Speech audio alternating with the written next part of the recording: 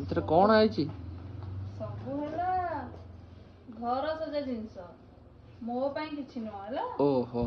ଆଉ କହୁଛନ୍ତି ଖାଲି ମଗେଇଦେଲା ମୋ ପଇସା ଗୁରା ସାରିଦେଲା।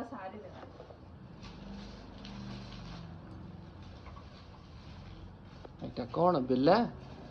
ହଁ ହେଲା ତମ ପାଇଁ ଆଣିଛି ସ୍ପେଶାଲ ପଖାଳ ଟିକେ ଖାଇବ।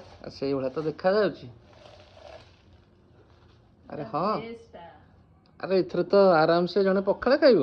ହଁ ତ ପଖାଳ କ'ଣ ଗରମ ଖାଉନ? ଆଉ ବାକି ତଳଟା କ'ଣ ତୋରାଣୀ ତକ ସବୁ ପଳେଇବ।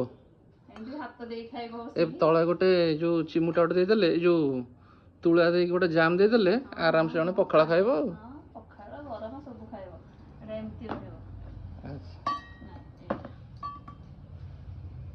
ସେଇଟାରେ ଫୁଲଦାନୀ ଏଇଟାରେ ଦେଖେଇ ଦଉଛି ଘରୁ, ଡେମୋ ଦେଖେଇ ଦଉଛି କେମିତି ଭଲ ଲାଗିବ।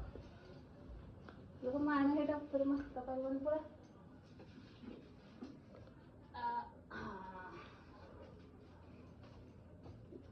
ଆମର ଏତିକି ଧୂଳି ଫୁଳି ଆସୁଛି ସାଇଡରୁ ଯେ ପଶିନି ଓସାରିଆ ଅଛି, ପଶିଯିବ ମାନେ ଗୋଟେ ପଶିଲା ଭଳିଆ ଆସିବ, ଏମିତି ରହିବ। ଆଉ ଏଇଟାରେ କ'ଣ ହେଇଛି?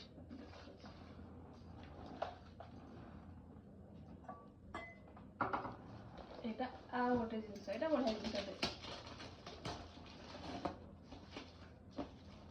ଏଇଟା ବଡ ପାର୍ସଲଟା।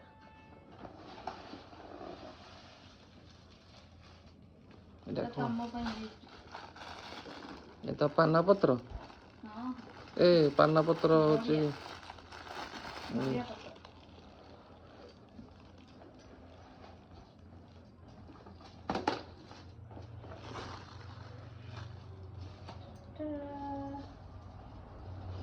ଆରେ ଇଏ କ'ଣ ତା ଉପର କ'ଣ ଛିଣ୍ଡି ଯାଇଛି? ଲଗା ହବ ତାକୁ।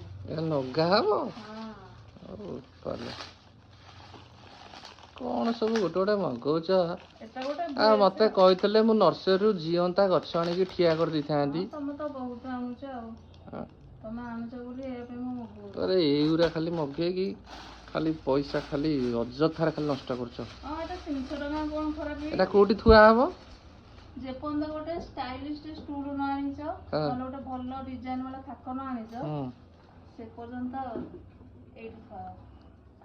ନାଇଁ ହେଇଟା ହଉଛି ଆମର ଷ୍ଟାଇଲିଶ ଷ୍ଟୁଲ। କମ ଷ୍ଟାଇଲିଶ ହେଇଛି ଏଟା ଲଗେଇଲେ ଜଣା ପଡିବ କେମିତି ଦେଖାଯାଉଛି।